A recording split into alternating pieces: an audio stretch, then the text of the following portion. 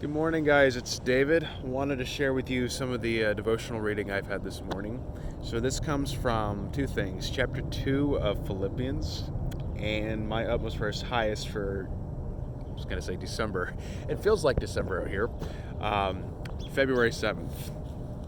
And it's quite poignant, and I'm just trying to still work some of this out of my own head. And so, this may be kind of rough. But, two things. I'll read a small excerpt from my utmost, and then I'll read one of the verses in Philippians. So the title of today's devotional from my utmost for his highest is Spiritual Dejection. And it's saying, if I am depressed or burdened, I am to blame, not God or anyone else. Dejection stems from one of two sources. I have either satisfied a lust or I have not satisfied it. In either case, dejection is the result. Lust means I must have it at once. Spiritual lust causes me to demand an answer from God instead of seeking God himself, who gives the answer. What have I been hoping or trusting God would do? Trusting to do. And the second thing is in the verse in Philippians. It says, work out your salvation with fear and trembling, for it is God who works in you both to will and to work his good pleasure. And you could substitute the word lust for ambition, very likely in the devotional, but I like the word lust, ironically, because it pinpoints something a lot more.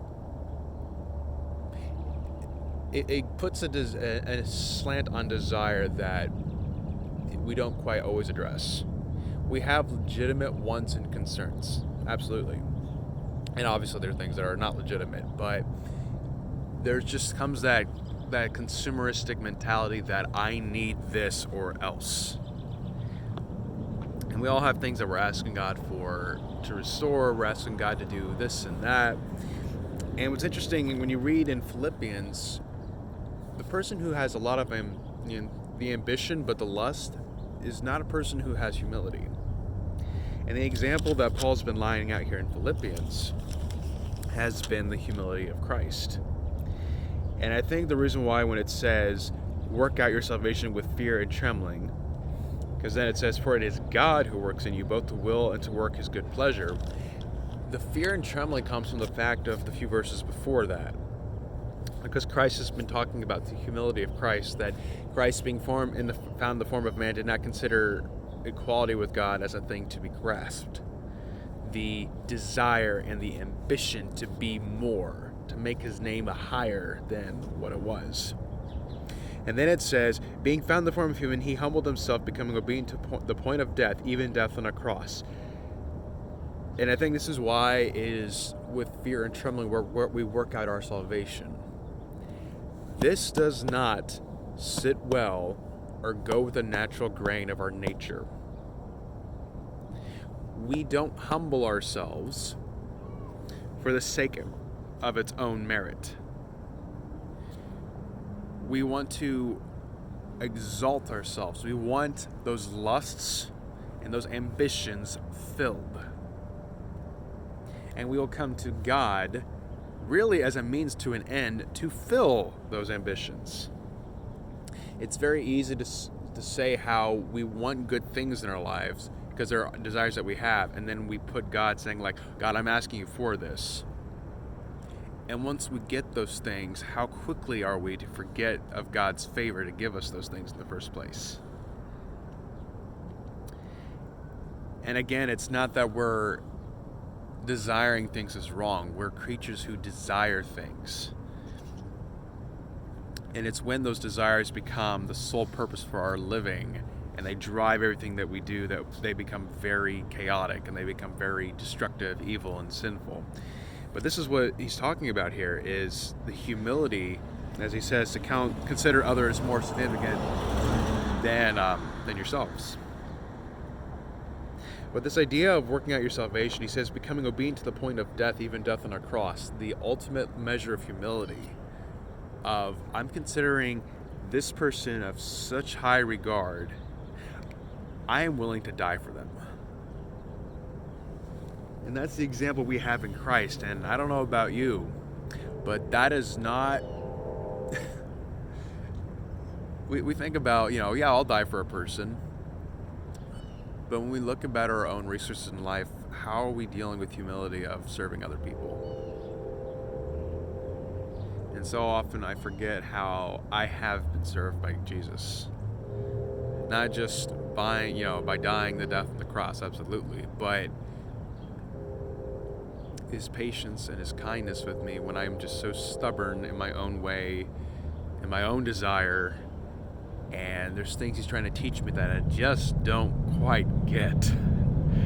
Or maybe I don't want to.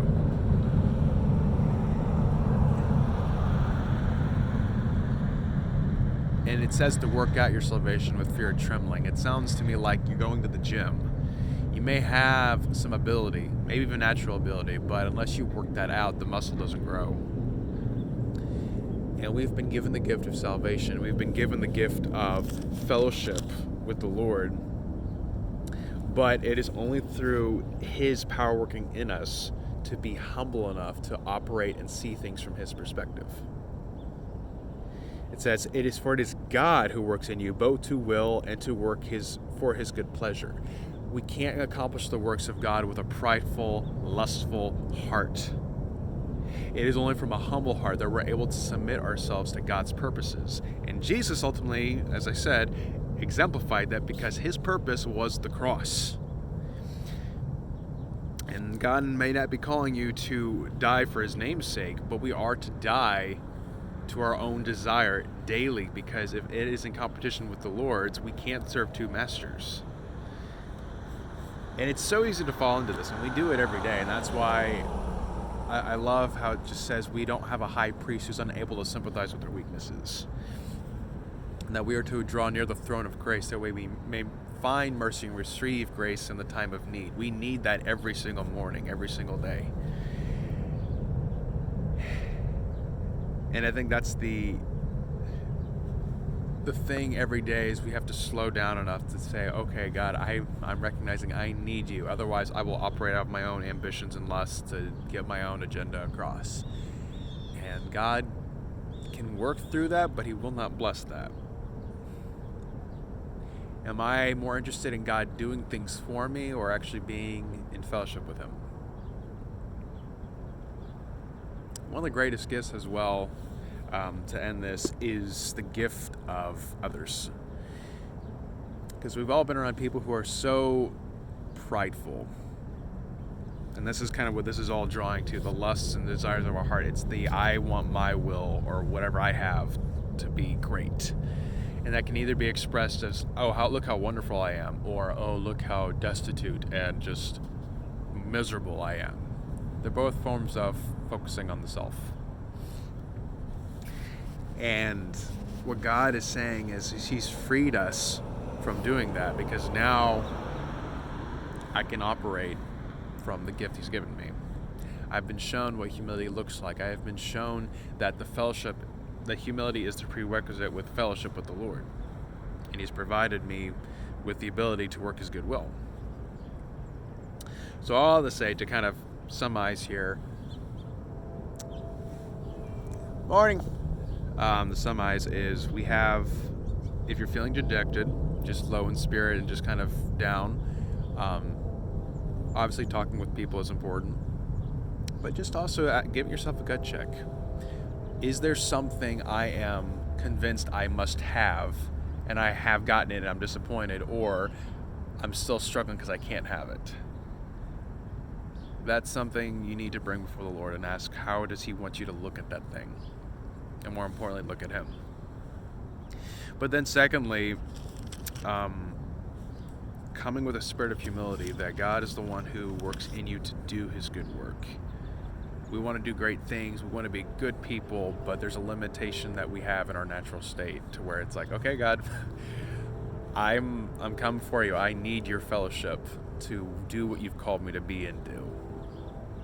So those are the two thoughts for your day. Just to slow down, be humble, serve others the way Christ has served you, and Lay down those burdens, those heavy things on your heart and your mind that you wish God would do, and entrust Him with those things. So I hope you guys have a great day, and I will see you next time. Bye.